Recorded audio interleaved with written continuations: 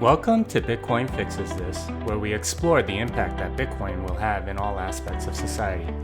Today's guest is Michael Flaxman, startup veteran, investor, and Bitcoiner. We talk about startup valuations, inflation's effect on investment, and the Silicon Valley obsession with unicorns. Michael also tells us about how Bitcoin will change the flow of money to venture capital.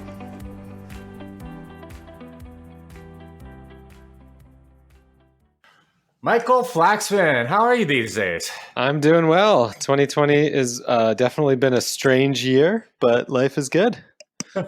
Really? Because I think most people would say that life sucks, especially if they're trapped in their homes and kind of under house arrest. But I don't know. Maybe you're doing something different. What's your secret? Well, I think there's definitely a lot of things about this year that, if I compare my life this year versus 1 year ago, there are things that I miss and things that were better. But I think it's a natural human bias to think that everything's terrible. And yet on all these measurable attributes, we are healthier and wealthier and smarter and just better humans. I can't imagine somebody realistically saying that they wish they were born 100 years ago. But yet there's a common perception that things are worse and things are bad.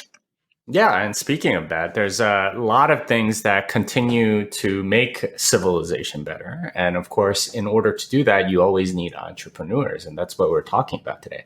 So can you give us sort of a history of what you've done with startups and so on? Yeah, I guess my background is probably non-traditional in the regular world and maybe a little bit more normal to Bitcoiners.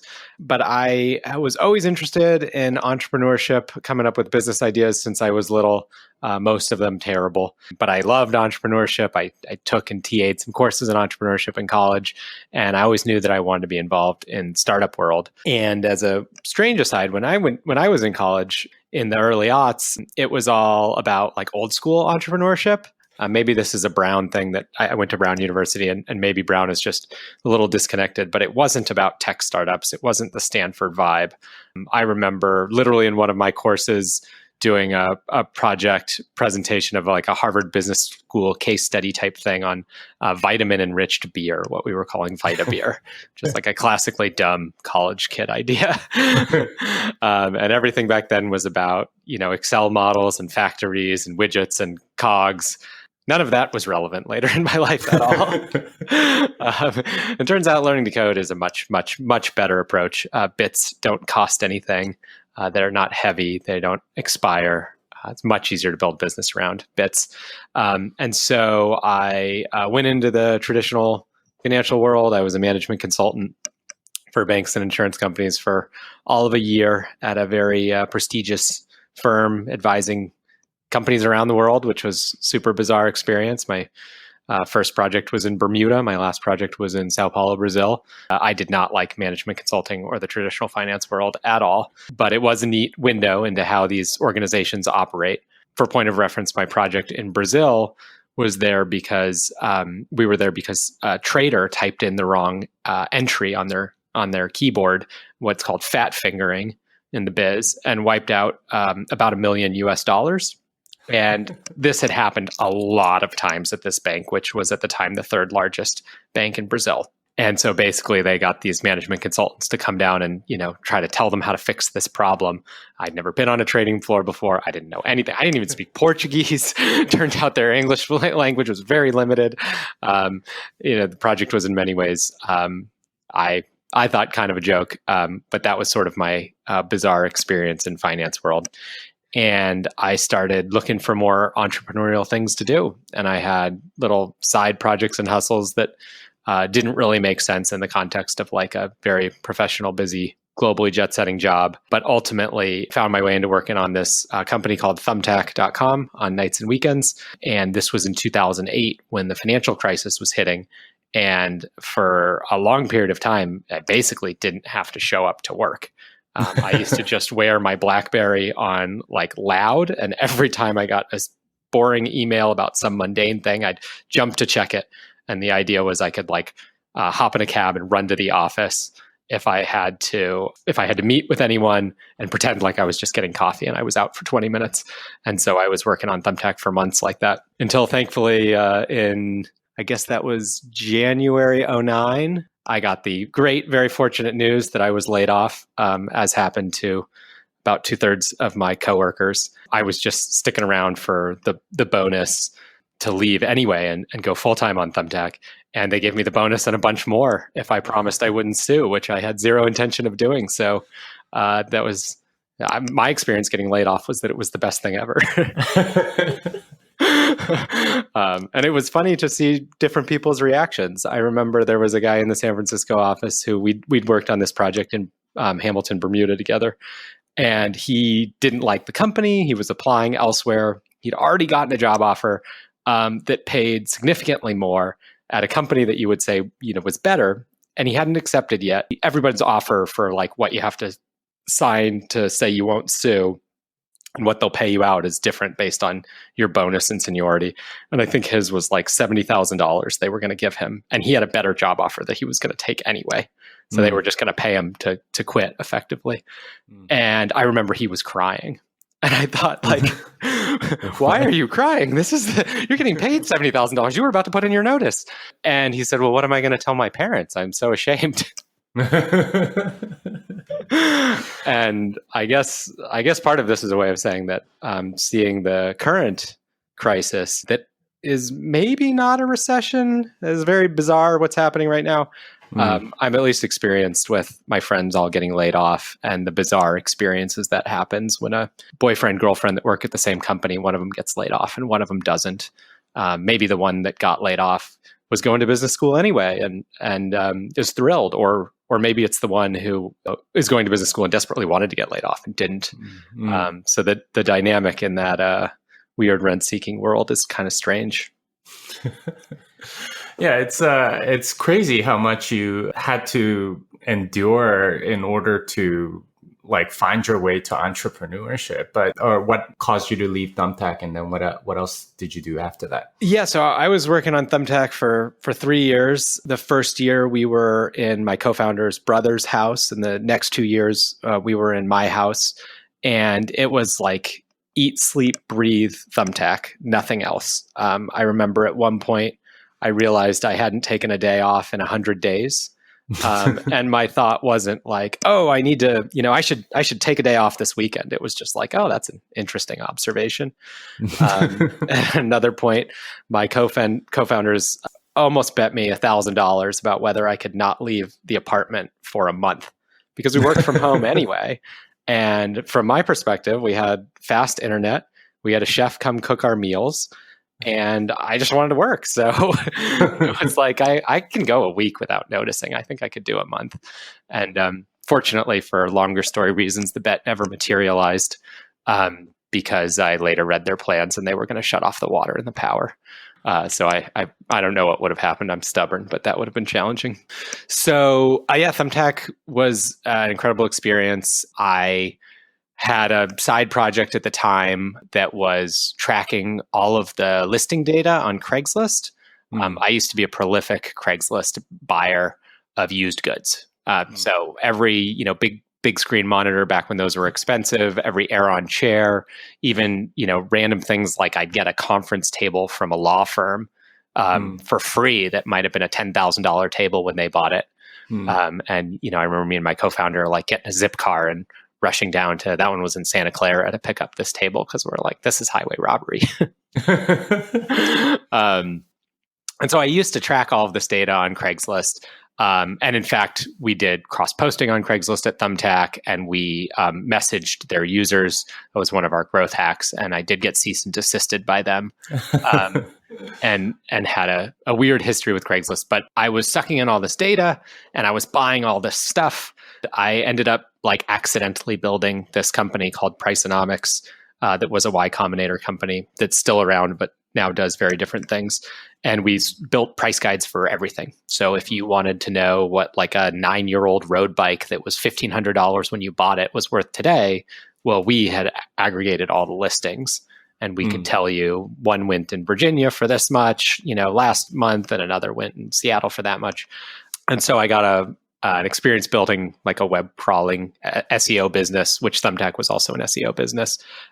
Ultimately, this was not a great business idea and not successful, but it did lead me down the path of writing code and building apps, and ultimately to Bitcoin, which is the best of everything that came before it. So I'm thankful for the experience.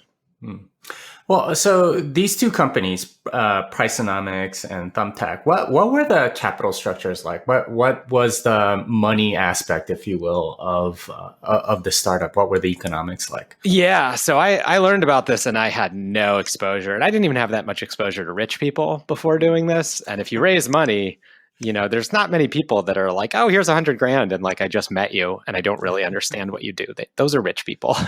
There's also funds, but VCs are also rich people. So that was a neat experience. And some of the bizarre things that you discover is that, or at least 10 plus years ago, wealth kind of is a factor. And as much as anyone can raise money from like Y Combinator, and that is very, very cool and a unique thing, there's a lot of friends and family money at the beginning. Nobody wants to invest in something that doesn't exist yet, and it's hard to get off the ground. Now, these days, it's a lot easier. If you write code, there are so many frameworks and platforms that you can push out an MVP very quickly and easily by yourself. We're no longer in the days of needing to raise 7 figures to pay for an Oracle license and hire a DBA. So that's very thankfully good. But still, even just to have a good software engineer and a growth hacker hustler type and pay the rent and spend 6 to 18 months building a product, that can be a hard limiting factor. And so a lot of times you see that friends and family money really matters. And so at Thumbtack, one of our co-founders was very wealthy. Him and his family basically floated our first significant fundings. And only much later, Thumbtack has raised like $200 something million from private equity funds and mutual funds. But in the beginning, it was friends and family money that really did it. Now, not exclusively. Eventually, Thumbtack raised money from like the Open Angel Forum organized by Jason Calacanis, who also invested. Naval and Nivi, the brothers who started AngelList, personally invested. And so we had a lot of investors, but it's easy to rewrite that history and say it was this like perfect thing. We had a rich co-founder whose family put in a lot of money. And that was part of what attracted me to the opportunity, was that we had money lined up. Then fast forward to Priceonomics, I raised $1.7 million going through YC from entirely people that I didn't know. And it was that neat YC experience where demo day is like a feeding frenzy.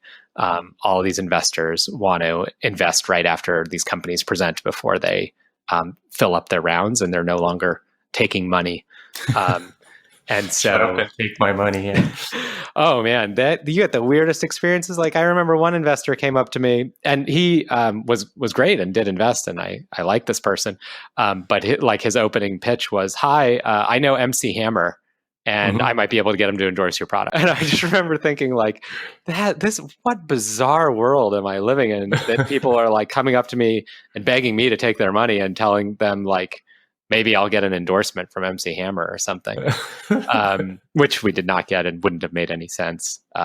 But speaks to that world. And now I'm on the other side of it, and I understand it too, where I just invested in a YC company last week. And I'd like to say that it was like this perfectly diligenced investment where I spent 100 hours poring over their certified financials and playing with their product and interviewing the team and doing my diligence. But the reality is, if you want to write a small check from like a YC alum, your key feature has to be that you move incredibly quickly, because they're talking to funds that want to take the whole round and wouldn't leave any room for you. So you just kind of vibe it out. And you're like, well, product seems cool. Founder seems impressive. Let's give it a go. YC has made it so incredibly easy to raise money that now the ball really is in the founder's court, which is pretty cool for the founder, at least. The money part of startups is the thing that's always been crazy for me. I'm a little older than you are, so my first exposure was like in '98, and at least back then, the VCs took like an enormous chunk of the money. We had a similar thing like you did, where the CEO or the founder of the company basically had some family money come in for some amount, so we were able to get off the ground that way. But once the VCs came in, I mean, they took such a huge chunk. And what's been interesting, I think, that I've been observing over the past 20 years is that, because of the competition or something, it seems the VC chunk of the money has been steadily shrinking. Back in '98, I think they took well over 50% of the company. I imagine in 2008, they took a decent amount, but they didn't take 50%. And nowadays, like 10-20% is standard for the entire round, like Series A or seed or Series A. So what do you think's happening?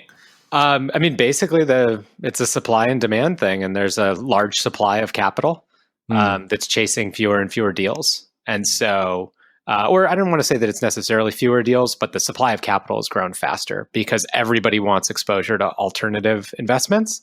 And a big part of that, which fits into the theme of your show, is fiat money. We're all sitting on this money that's getting inflated away every year. It's burning a hole in our pocket.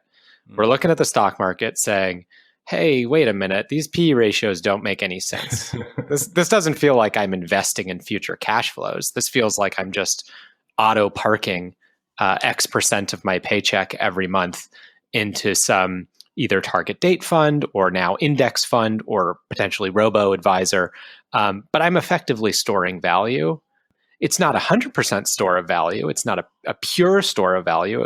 There's all kinds of manipulation that can happen. Companies could issue more stock, and government could come in and backstop an industry or not, and we see winners and losers get picked. But generally speaking, I'm getting some chunk of the future cash flows, and so that sounds very nice. But then when everybody does this, it starts being completely divorced from the actual cash flows. So for many years, investors are looking at what's happening in the world, saying, "Okay, I want to put 2% of my portfolio in alternatives." Not massive numbers, but if it's 2% of Harvard's endowment, that becomes a big number. It's 2% of the teacher's pension fund. That's a big number. 2% of your or my portfolio is probably not going to impact the world, but those endowments do. And so all of a sudden you see checks flowing in to these VC funds, and then they got to deploy the capital. And strangely, this is part of how we see valuations get bid up, because the VC model is that the partner must take a seat on the board. That's kind of what they're selling. Like, you're not investing in the VC for them to go buy Apple stock. They're supposed to invest in companies where they have deep relationships. They're on the board. They're following the company. They know what's happening, and they've done their diligence. And that's also important because if the company goes belly up, they need to be able to defend their investment, and many of their investments will fail. So they have to have this board seat and this diligence and this oversight and control. But you can only be on so many boards simultaneously. You can't be on 100 boards. So what you tend to see is that a VC who has a very long length in their fund, that this fund is an 8 or 10-year fund, they might only be able to make 1 or 2 investments a year over that time period before they're stretched too thin. Plus, VCs don't work very hard, so they don't want to challenge themselves. But they'll put their associate on the board as an observer and make them do most of the work. But even still, they're constrained in how many boards they can be on. So what they've been doing for many, many years is they'll say, "Look, I can only make so many investments, and I have a lot of cash to deploy. So I want to write big checks to companies, and I don't care what the price is. If we have a $300 million fund, I can't write $100,000 checks. I have to write 7-figure checks and preferably 8-figure checks. So why don't I write a bigger check and get a big chunk of the ownership while simultaneously doing it at a really high valuation so that the dilution isn't that bad for the entrepreneur?" And so that's what the background of what's been happening, and that's part of where you see these high valuations. Also, though, it is an industry that's producing real unicorns. I mean, companies that didn't exist 10 years ago are now household names. And so there are some real returns tied to that. It's not just financial engineering. There's a reason why I occasionally invest in startups. And there's also a competitive nature that while the VCs may be doing this, you don't have to do a VC funded round. So what you were saying before, it was completely true that in the 90s, it was normal for a VC to get a majority control of a company at the idea stage. It was normal for companies to go public and for the founding CEO to have like 1 or 2% of the company. And now we're seeing with the Zuckerbergs and the Spiegels of the world, founder CEOs having much more control and ownership when the company goes public. And that's because capital has become very abundant. So you have all of these investors competing, and you effectively get lower dilution for the founder and higher valuations as a result. And so if you look at like Y Combinator batches for the last several years, it's totally normal for a company to only be diluted 15% versus 20 years ago, it would have been 50+%. And I tell this to founders all the time who are deeply valuation and dilution conscious, as they should be. It's their baby, that they are getting a better deal than every single unicorn that they're trying to emulate. Because they tend to look at it and say, well, this other company in my batch, or this other company on TechCrunch, or this competitor of ours raised at a higher price. So I should get that price too. And by all means, chase the best price you can get. That's your right. But it's probably not going to be the defining feature of whether that company is successful or not. The really important thing is everything that happens between funding rounds. Did they grow their user base 10 or 100-fold? Are they making real revenue? Are they profitable? Those types of questions are what determine what your valuation and dilution will be in the next funding round, not whether you're getting diluted 15% or 20% today. Yeah. Although people hear that and they just say, well, you're investing, so you want them to have more dilution and you want to have more ownership. And I can't prove that that's not the case, but I think the data says that I'm not out to get them, and that they're getting investments on far better terms than any of their startups they idealize. And you can look back to the famous Sequoia picture of Steve Jobs raising money, and he's holding the check, and it's the big show moment. You can tell he's pissed. He's getting his face ripped off, and he knows it. But that was his access to capital at the time. Airbnb, most famously, when they raised $600,000 from Sequoia, they gave up a third of the company. Can you imagine buying a third of Airbnb for $600,000? Oh my God, where do I sign? Hindsight is 2020, so we know what happened to Airbnb afterwards. But there's something I want to talk about that you mentioned, which is that there is this pressure to become a unicorn, isn't there?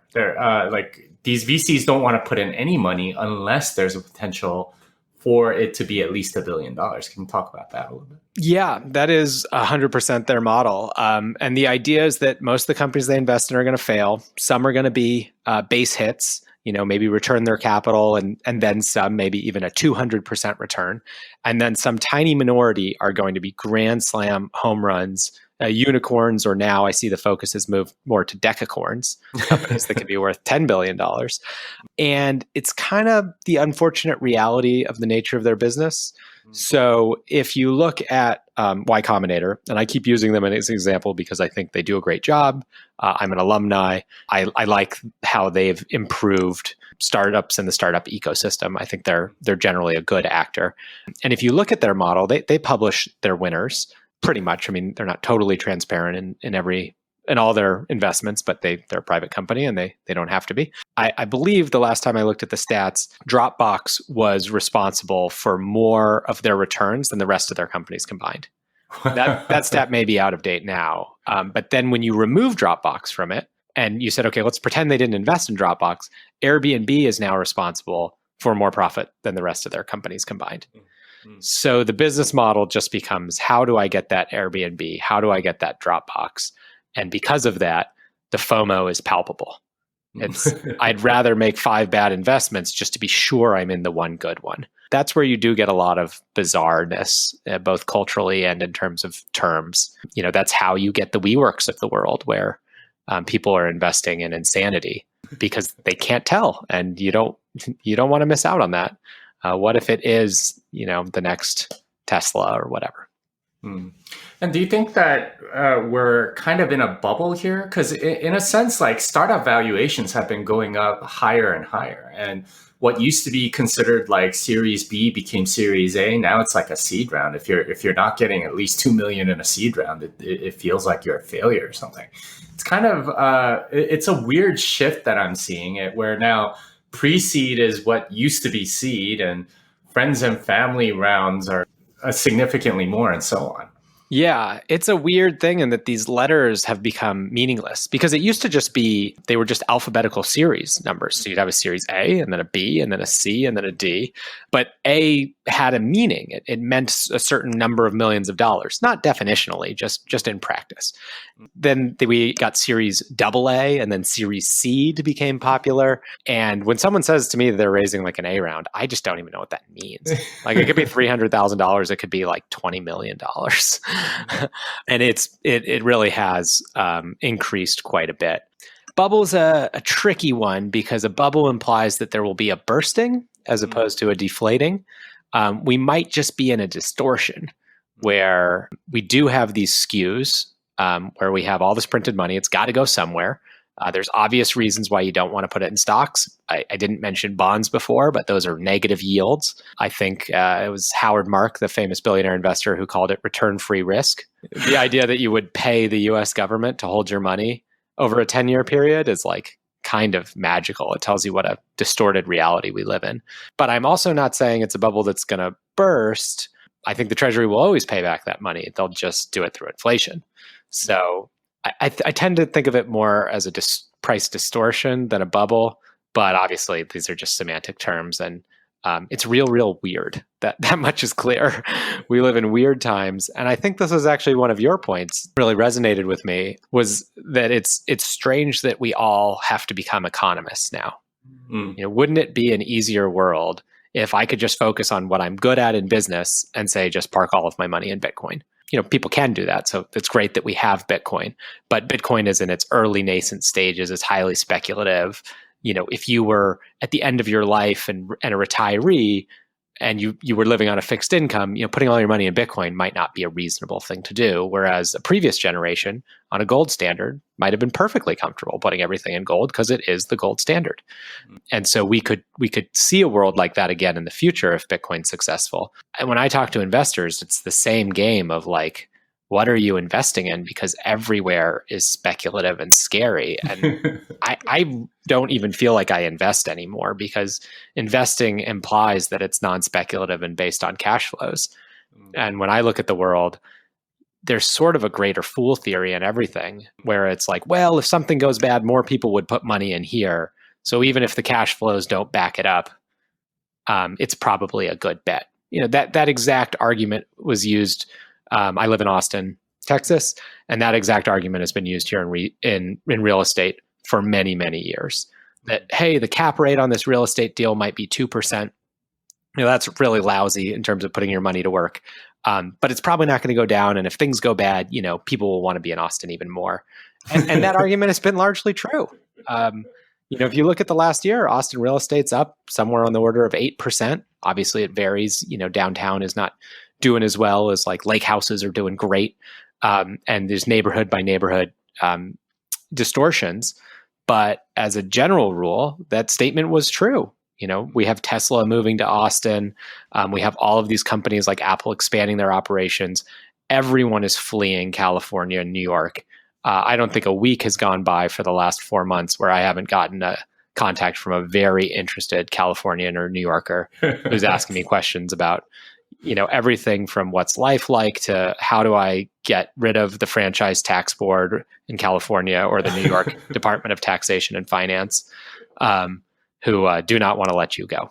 And, they are very aggressive organizations that will track you down and claim that regardless of where you physically live or how you live your life, that in your mind, you're still a resident of those places. And they're going to go after people hard. And they have in the past. Now the incentive is much, much stronger. But there have been famous cases, like in New York, for example, where a person who didn't set foot in the state of New York for an entire year is still deemed a resident in their mind. And New York State has won that, amongst many other bizarre cases. And now California wants a retroactive wealth tax. So were those people buying in Austin 5 years ago speculating or investing?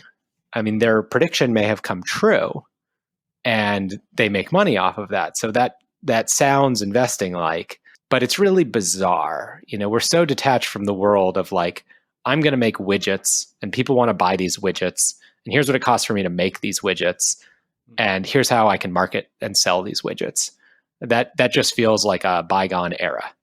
Yeah, it's interesting because what you're saying totally is correct, which is that it used to be that you invest in a business because of the fundamentals, because of the profit margin, and you can get, a dividend or something like that. Right now, it's all speculative. It's based on the value of the thing going up, and that's the only value that really matters. It used to be that you would invest in real estate so you can get a return off of the rent. Now it's all about investing in real estate because somebody else will come in and buy it for a higher price. And it's weird, but this seems to me like something that's coming out of the fiat money printing and having all of this excess money that needs somewhere to go. Would you agree that's what's happening? Yeah, and I think it's actually really sad and tragic, and something that in decades we'll look back on as a turning point when the U.S. when we realized the U.S. lost its edge, because we lost it a long time ago, but now it's very, very visible, and it's to the point where a lot of the things we do are unrecognizable to previous generations.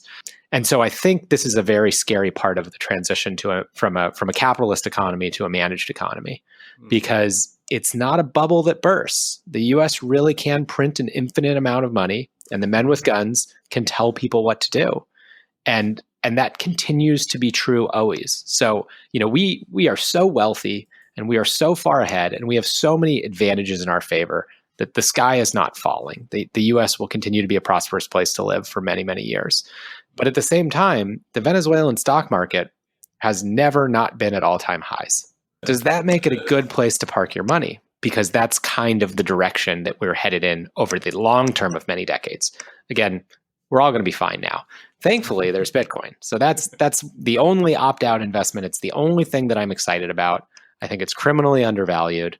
I've never been more bullish on Bitcoin, but I'm incredibly transparent that investing in Bitcoin is speculative, is highly speculative, because you're betting on a future store of value. That bet seems real good to me, but it's a bet. Yeah, it is interesting, though, because in a sense, everything else is also speculative. So if it's all speculative, why not invest in the one that has the best chance of winning that speculative race, if that makes sense? Yeah. And one of the greatest things about watching Bitcoin for the last few years is the way its mainstream understanding and narrative have changed.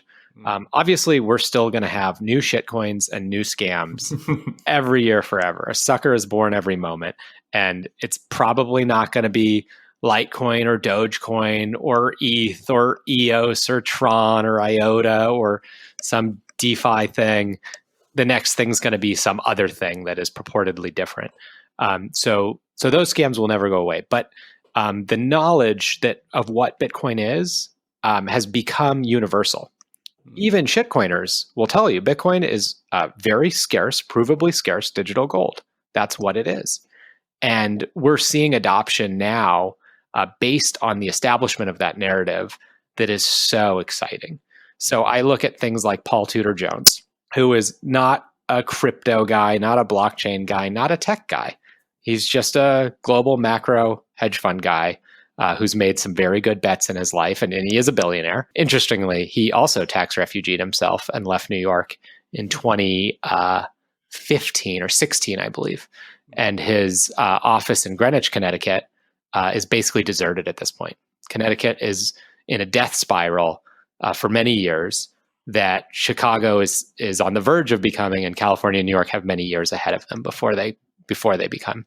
But anyway, Paul Tudor Jones, well, that's a fun story because he bought a $70 million mansion in Florida and just said, you know what, I'm limiting myself to 30 days a year in New York, and I don't want to deal with New York anymore. And that's just amazing. I love that he can opt out.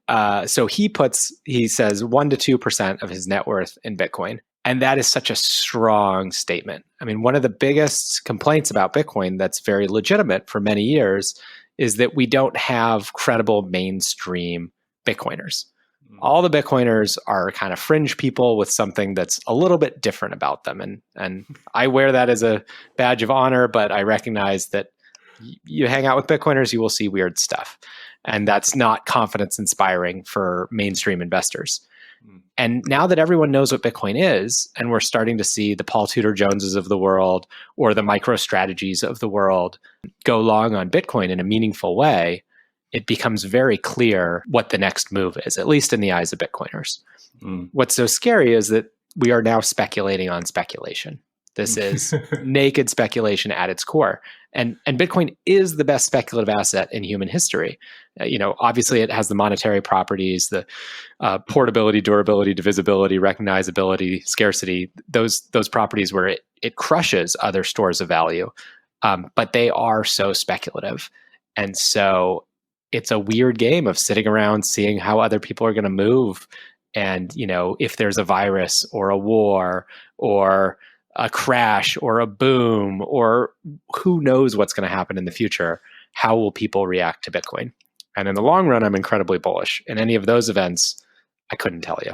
Bringing it back to sort of the original topic, which is entrepreneurship, how do you think being able to use Bitcoin as the speculative asset changes this dynamic that we're seeing in the startup world where, the hot companies get bid up? It's totally a Pareto distribution where, one, like you said, one company gets, is most of the winner. So there's this drive to invest in the best company that you can find and put insane amounts of money into it. How does that change as this, speculative bubble sort of moves over to Bitcoin and, there isn't as much money there for that?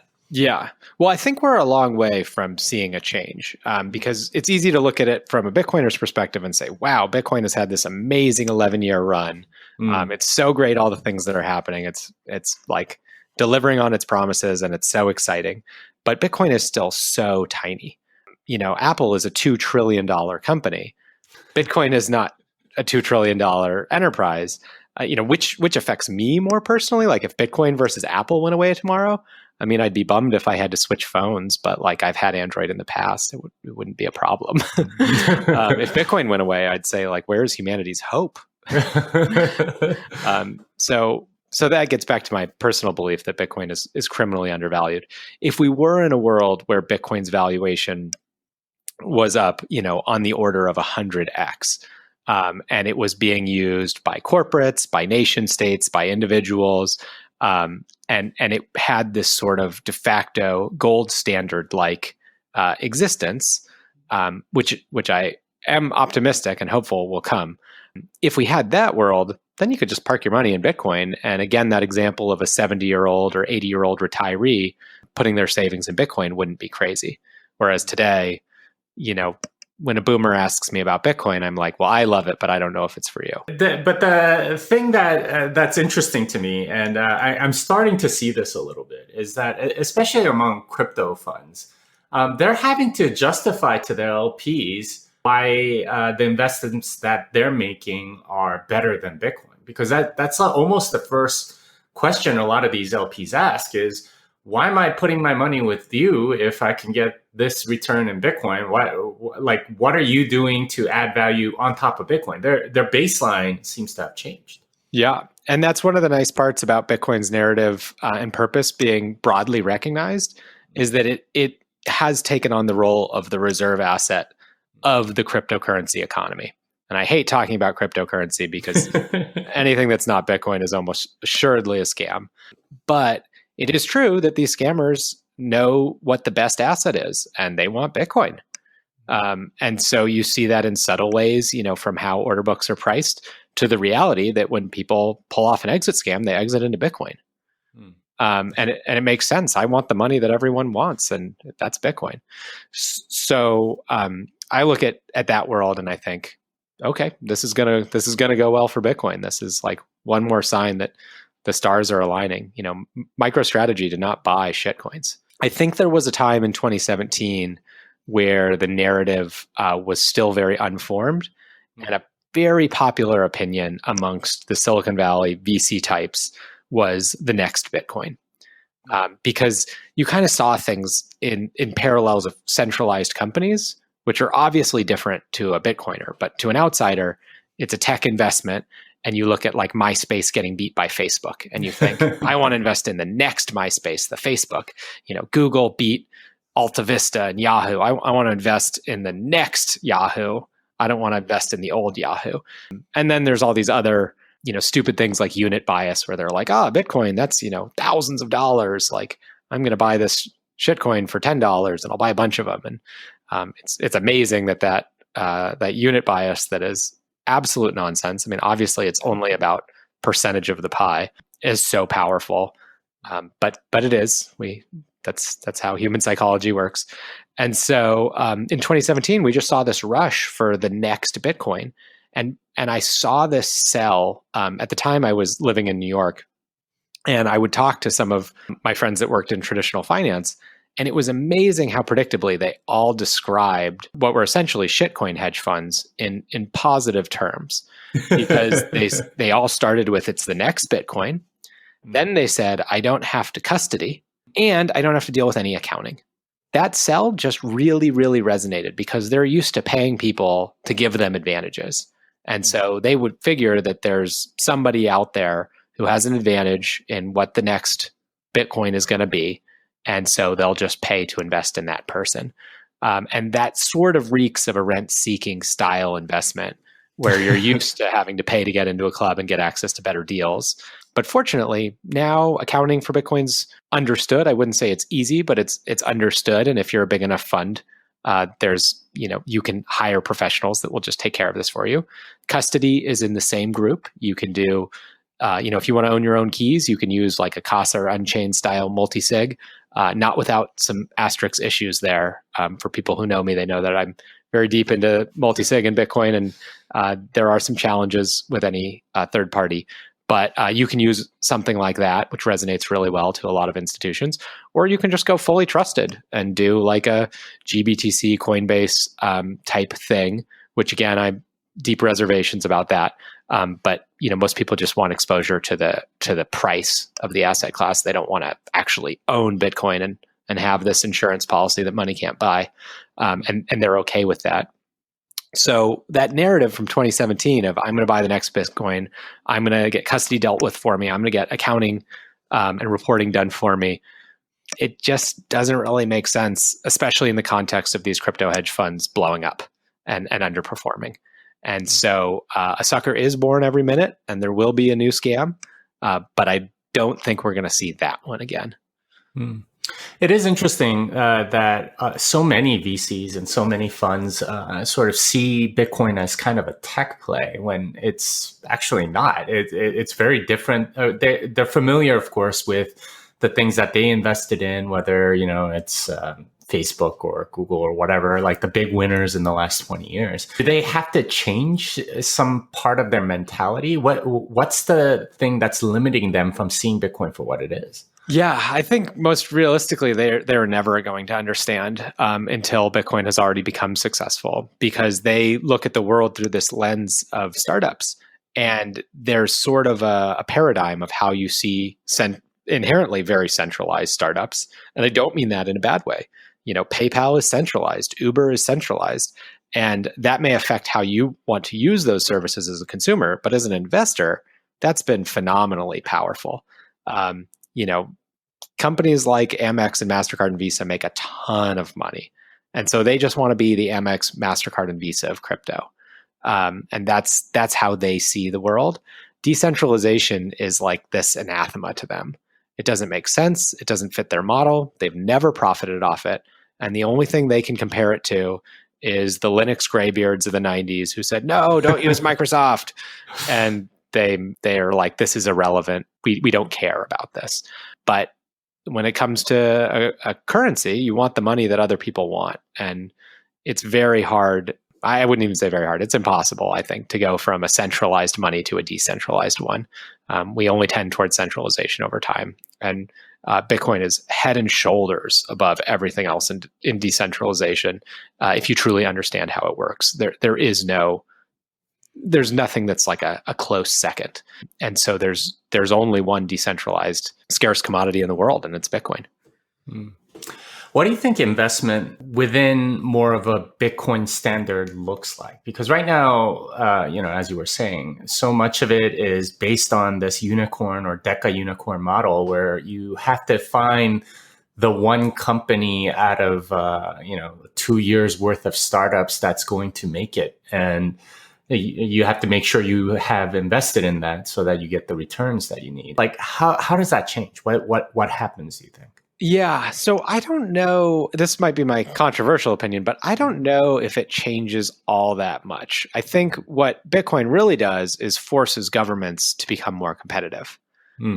So the real change is that if we start to see that regulation for who can invest in a company becomes so absurd that people are just investing outside the U.S. in companies that are under questionable regulatory regimes using Bitcoin as their investment, well, the US will have to respond to that. And we kind of see that with the changing rules around startup investment as of like 5-ish years ago. Not saying that Bitcoin specifically drove that, but just when government regulators are embarrassed, that's when they act. And so Bitcoin is going to cause a lot of embarrassment for a lot of people who deserve it, who are long overdue. And so, my big hope is that they embarrass the crap out of central banks. I think the reality is central banks cannot change their behavior. There's no world in the US where this ship is going to turn around. We have to print so many more dollars in the future. It's to satisfy our unfunded liabilities. I mean, sure, we have $6 trillion in new debt this year, and that is a scary thing. I mean, $1 trillion is so much money.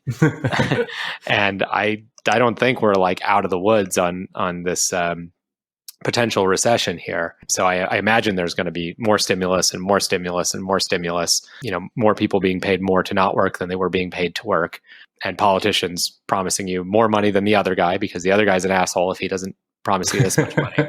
And no one's really going to vote against free money. Not no one, but the majority likes their free stuff. So, I look at that on top of this cascading unfunded liabilities that has been a structural problem for decades. I mean, Social Security is a Ponzi scheme very transparently and directly. And so I look at the inevitable outcome of that as central banks are going to have to print more money. So in that sense, Bitcoin is amazing because I don't see that changing. I think the number one competition to Bitcoin is central banks getting their house in order. And that's just not going to happen anywhere. I can't think of an instance where it has before catastrophe hit. So that in that way, it's good. But still around the edges, we're going to see more regulatory competition because it's going to be embarrassing if Bitcoin outperforms every single company. So we'll see crazy regulation that really doesn't make sense. We'll see lots and lots of that. But we'll also see the lifting of some bad regulation that wasn't really impactful and didn't have that many winners and losers anyway. But fundamentally, to the question about unicorns or not, it's really hard to manage a company and to take it from good to great. It's much easier to bet on what's going to be the next great company. And so it's just fundamentally very hard to invest in a small business and have the right protections. And a classic case of this is a CEO pays himself $1 million bonus one year on $1 million of profit. And if you're writing a $50,000 check to your local coffee shop 5 years ago, you're just not going to have the investment protections or oversight or board seat or know-how to really make them great managers and align incentives fairly. Whereas the unicorns do, because they always need more capital. And the investors, for all the negatives before about their limited ability to serve on boards, the positive part is that does provide oversight and incentive alignment. And they have transparent ways to deal with things to prevent self-dealing that you see in I don't want to say non-regulated markets, but in ones that don't have the incentive structure. So if you look at how professional VCs, who it's easy to crap on, handle themselves compared to like crypto funds, it's totally different. I mean, in professional VC world for 2 decades, every single startup has had vesting. Typically, that's a 4-year vest and a 1-year cliff. That means employees or founders have to stick around for 4 years to earn their equity. And if they leave early, they'll have some pro rata portion of their equity, but they'll give up some. And that makes sense to align incentives, that if you don't stick around and contribute to the long haul of this company, you don't deserve equity, which is for long haul. That's we make money when we go public type incentive. That really does make sense. And VCs require that type of thing Many of them will be in their bylaws that they just can't even invest in a company that doesn't have incentives. Find me an ICO that clawed back equity from a departed founder, and I'll find you 100 examples of a founder who left early, sometimes for seemingly good reasons, but kept all the equity upside. And in the extreme cases, for terrible reasons, they just abandoned their project, put up the word penis on the homepage, and ran off with the money. And you can do that. So I think probably the most impactful thing is to be getting rid of those scammer types. I think it's going to be a lot harder to have professional style investing of your local coffee shop. But I would love to be wrong about that. Yeah, I guess what I'm asking more about is if as we approach something like hyper Bitcoinization, where people realize like, okay, all of this stuff is speculative anyway, and this is the one thing. This is basically the Google investment or the Facebook investment, and why am I investing in all this other stuff? As capital flows towards Bitcoin, a lot of that doesn't go towards VCs. And at that point, they have a limited amount of capital and they have to deploy it better than they are right now, which is more or less sort of like a machine gun style, let's just see what hits among all of these. Once in a while, you get funds that are a little more into due diligence. But usually these things become very cliquey, where if Sequoia is investing in something, everybody wants in on that. It's very weird in that way. As we get more towards, sort of a hyper Bitcoinization where more capital is flowing that way, like what happens to this startup ecosystem? I mean, like to a degree, a lot of them, honestly, will they even get funded? Will there be more startups like that, or what's going to change? Yeah, I do think that's a very good point that I maybe didn't really properly address before. But as there becomes less of a need to get rid of your dollars, just give them to somebody at all costs type environment, there's going to be more of a skepticism because, hey, I can just hold my money in Bitcoin and I don't need to make this investment. And I am constantly surprised at how much investor protections aren't there, even in professional mainstream investments. And it always does strike me as odd. As much as I love Y Combinator commodifying the process and improving it in so many ways, they are insanely founder friendly. Having raised money as a Y Combinator founder, I can just say that's a fact. It is great to be the founder raising money in YC. But the flip side is I don't invest in nearly as many YC companies as I would like to. Because I don't have the same level of protection, say, as a later stage or larger investor would. And that's always struck me as a weird balance. If I'm taking someone's money, I really want to earn them their return. Obviously, legally, they're putting money at risk and its only recourse is the company. But just on a personal level, the dynamic there, if someone gives me money, I basically view myself as indebted to them forever. Which maybe is unfair or unrealistic because that's not the expectation. But I have, if somebody has written me a large check and they ever want to ask me anything, I will respond right away. That just seems like a basic human decency level. And there were weird shenanigans in YC companies. Not to disparage them. YC is great, but examples of people raising money from investors and saying like, you're welcome instead of thank you.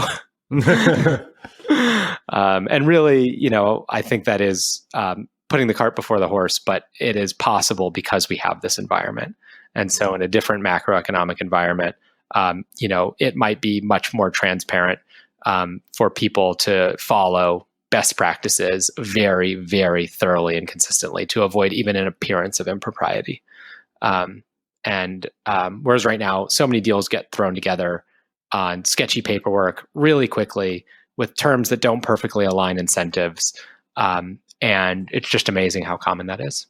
Yeah, it's interesting because in a sense, like the whole startup world is based on someone choosing you, right? Like you have to present correctly. And I liken this to like getting into college or going along any sort of professional path. And that to me makes me a little bit sad because in a sense, entire entrepreneurial path is supposed to be one where it's all entirely based on merit, whether or not you are creating a product that fits the market, and not whether or not you are able to impress this VC or that person. And that always struck me as like something's off about this. If even this sector of the economy, which should have the most innovation, the most sort of free spirited, like creativity and so on, is kind of gatekept by people that and there's all these rules of propriety and all this other stuff which have grown around it, which honestly wasn't there before. Someone like Steve Jobs, for example, that you brought up earlier, like he definitely did not take the typical path. And, he was very much the rebel. And, he made a famous Apple commercial during the Super Bowl exactly about that. But, entrepreneurship seems to have shifted to something that's very, formulaic, if it makes sense. Yeah. I mean, there is entrepreneurship of many, many types. And the majority of the stories fit the pattern that you're describing. But there still are these exceptional cases of like GitHub raising 9 figures at I think it was $700 million valuation for their first funding round. How amazing is that somebody starts a company and bootstraps it to $700 million? Now, maybe that's an incredibly niche thing where they were building software with very low costs and they were instantly ramen profitable. But there are a lot of opportunities where you can be instantly ramen profitable now.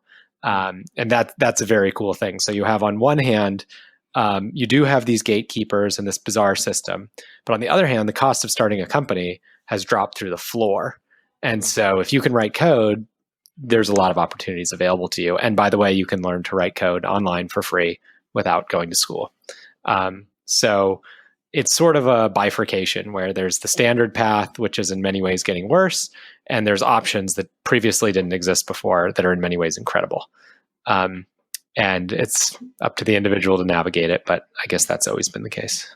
Well, do you think the alternate path becomes more prominent as this sort of like formal path of VC money, Series A, Series B, going public, all that stuff becomes, I guess, more even? I mean, we're now talking about Deca unicorns. I mean, at some point, it's going to be like Centa unicorns because of all the money printing.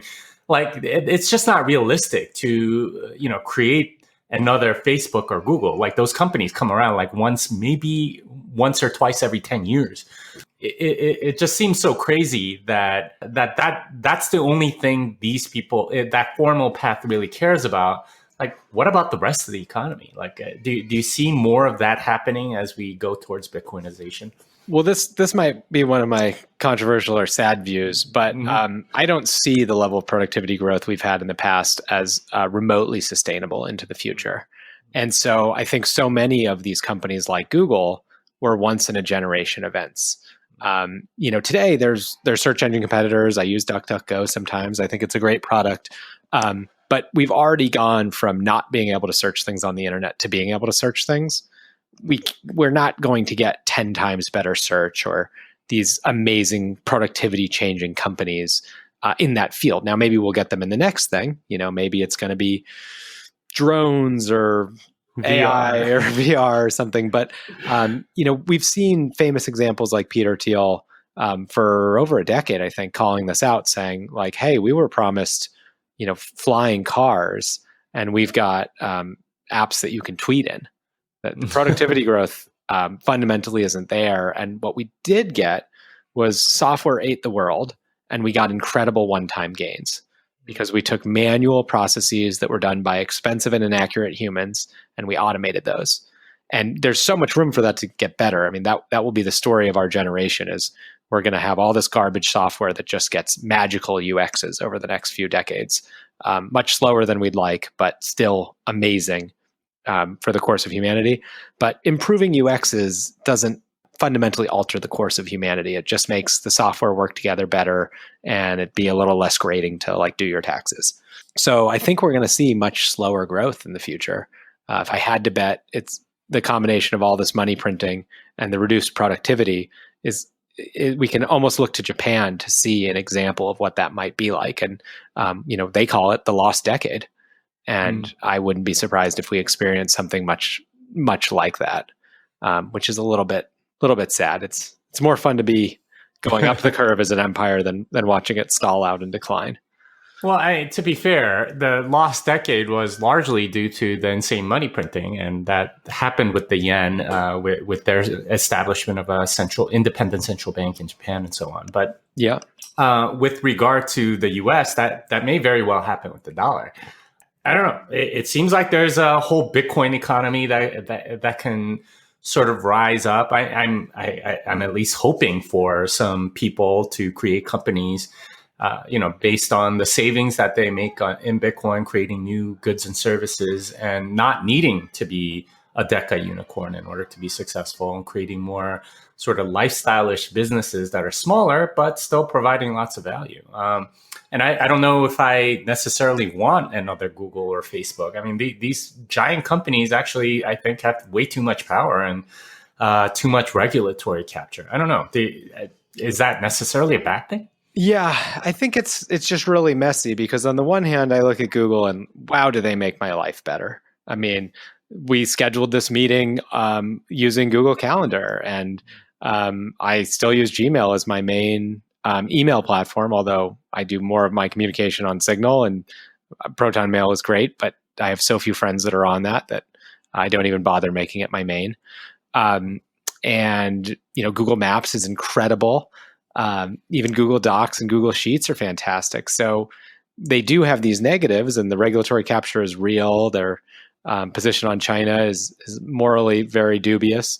But at the same time, they provide so much value to so many people, allowing them to upload the photos from their cameras into the cloud and for free or very, very cheap, and not have to pay for local storage, and use machine learning to search for their memories. These types of things are incredible. So I think it's a tricky balancing act. These mega companies will always be able to deliver amazing software for almost nothing to us, because the marginal cost is zero to them. But then they will also be more regulated. I am very excited about the lifestyle businesses that entrepreneurs can sprout up. I think yours is an example of that. You've done so well, and we're using a podcasting platform right now called Zencaster that I know very little about, but I've used it in other podcasts before, and it's probably a great example of a small business that serves small businesses. And I'm sure it was pretty affordable for you, and the audio quality will be excellent. It's going to upload both sides of our conversation, and I'm sure you're using other software to transcribe and syndicate to Spotify and Apple Podcasts and all that. And it's amazing that you can do all of that with a cheap commodity computer and a $50 microphone. So in that sense, it's a great example of it working really well. Yeah. All right. So a few final questions, and you can answer these however you'd like. What are your long-term goals for Bitcoin? Oh, long-term. I mean, I want to see Bitcoin replace gold. That's the challenge of I think the next few decades, because the long-term trends are so straightforward on this. Young people do not want physical gold. Old people do not want digital gold. And the old people are dying, and the young people are inheriting and making their own money. So it seems very, very hard to imagine to me that today's millennials, when they're at their peak income earning, in their 40s and 50s, are going to be putting it into gold or dollars or even the stock market, for that matter. So now, I don't mean that they won't be putting money into those things. I just mean on a percentage wise, they'll be allocating 1, 5, 10, 25% to Bitcoin. And that's all we need to see Bitcoin be phenomenally successful. So I want to see Bitcoin become a serious asset that is every day used by normal people to store value. Doesn't necessarily mean they have to own their own UTXOs, although I would like them to. But I'm sure we'll have custodial Bitcoin too, hopefully non-fractional. And I want to see that world take over. And that would incentivize central banks. It would provide pressure against them, but it would also allow for enormous freedom. A person who's fleeing Venezuela could take their life savings with them and know that they have liquidity to both buy and sell their Bitcoin on either end. Free open source software tools to help them do it, and resources. I can't imagine something better for humanity than Bitcoin. So I just want to see it succeed. And the obvious way is when more and more people use it. One of the things that gives me the most hope or optimism for that is to talk to somebody who's a kid who maybe doesn't really remember a world before Bitcoin, and they can't understand a world without it. And they certainly think it'd be weird to carry around a gold bar. That just is totally foreign to them. I mean, they want to ride in an Uber. They don't want to own a car. They want their money in digital format. They don't want a physical thing. And I look at that and I see all the factors of Bitcoin's scarcity and its great monetary properties. And I look at the adoption happening all around the world. I think it's really going to happen. But it's hard if you've been in the space a long time where, I was more concerned that Bitcoin was going to be outlawed in 2013 than thinking, okay, is this going to replace gold and then the dollar? So it's almost hard to imagine just even getting there, let alone beyond. But Bitcoin's doing so well that I think the path to taking on gold is real straightforward. So that's what I want to see. Okay. Well, it's interesting because what you said about old people dying and young people, continuing to adopt Bitcoin, it reminded me of, for some reason, of antique furniture, which used to be very, very expensive. But there's apparently been a giant crash in that market as a lot of the older people that own this stuff, as they die off, they can't find any buyers at these estate sales because young people don't care about antique furniture. So I wonder if that's what's going to happen with gold, where a lot of these older people that own lots of gold, as that comes on the market, I don't know, maybe like say a Peter Schiff, he's like in his late 50s or something like that, 20, 30 years from now when he dies, all the gold he owns, is he necessarily going to find buyers? Yeah, I mean, I remember reading on Twitter that his son had some Bitcoin. I don't know if that's true. I don't want to be repeating fake news. But it certainly seems true. plausible. He commented on his son's tweet or something like that and saying I told him not to and he still did. All right, second question. 5 years from now, what's your best and worst case scenarios for Bitcoin? Oh, the worst case is bleak. It's easy in the Bitcoin community to think that we got this thing in the bag and it's gone so well. I still think there's a lot of room for the government to make it hard enough on Bitcoiners to really discourage adoption. That the own your own keys, buy non-KYC'd Bitcoin and store it with your guns libertarian crowd is not a large percentage of wealth. And so even if that crowd goes all in on Bitcoin, which remarkably, like older libertarians are not into Bitcoin. I question if you can be a libertarian and not own Bitcoin if you're, say, under 50 or 40. But you kind of just have to give grandpa a pass that he's not going to get it.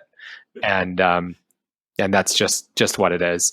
I think Saifedean was the one who most clarified that to me when he was talking about economists and how, none of his academic counterparts really endorse Bitcoin because they're too old.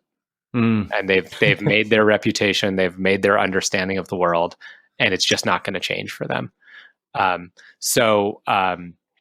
going back to the worst case for Bitcoin in 5 years, if Bitcoin were really aggressively hunted down by governments who I just don't think they're that smart. I don't think they really understand the threat. Bitcoin's so widely adopted. Some of them hold it. It seems hard to think that could happen, but governments are also irrational and act on the whims of various leaders. And they act when they're really embarrassed, like you said. Yeah, also when they're embarrassed. And so there's just a lot of room for wild card there.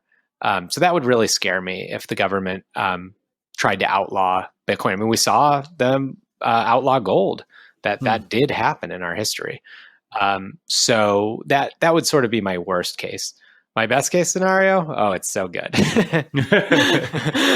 I mean, everyone rushes to exit the door on fiat and buys Bitcoin for all the reasons that they should.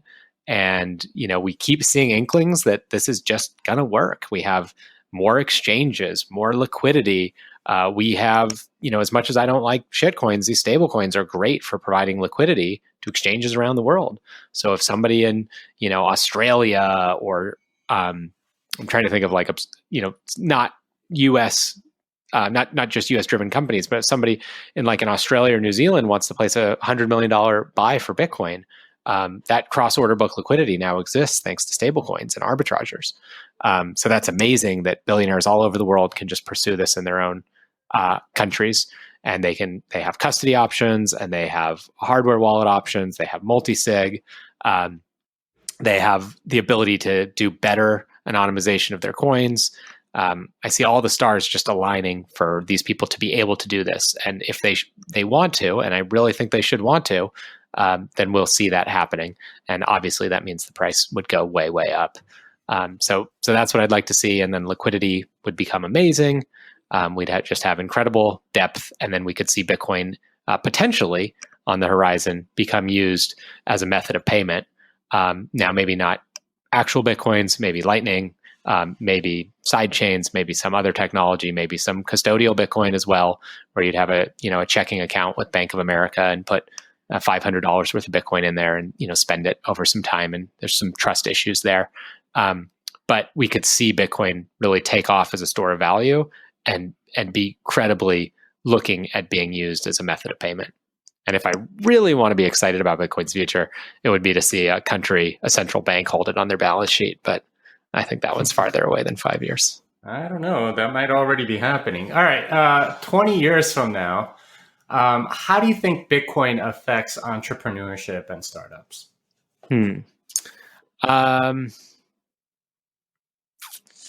I do think they're not totally tied together, that in all regulatory and monetary regimes, people want to earn a return on their investment. They want to create new productive companies, and entrepreneurs will jump at the opportunity to meet demand.